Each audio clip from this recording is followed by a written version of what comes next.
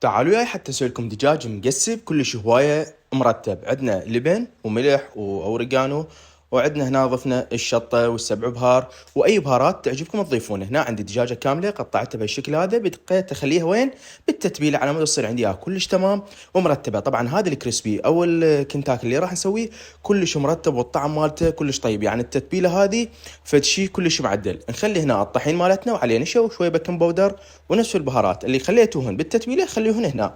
نخليه بالقوطيه ونبقى نخض بيه على مود يطلع عندي هذه القرمشه المعدله. اهم شيء يكون هنا عندكم طاوه بيها زيت كلش هوايه، ويكون حامي عندكم على مود يطلع عندكم يعني اللي كريسبي مالتها والقرمشه كلش مرتبه. شوفوا عيني شلون اللون مالته كلش ذهبي، والقرمشه بدات تطلع عندي خرافيه. هذا الصدر او مالت الرجلين نقول عليها تقدر تسوونها يعني ريزو فتشي، طعمها معدل. وهذا الشكل النهائي. لا تنسونا تضيفونا على الانستغرام، وسهامكم الف عافيه.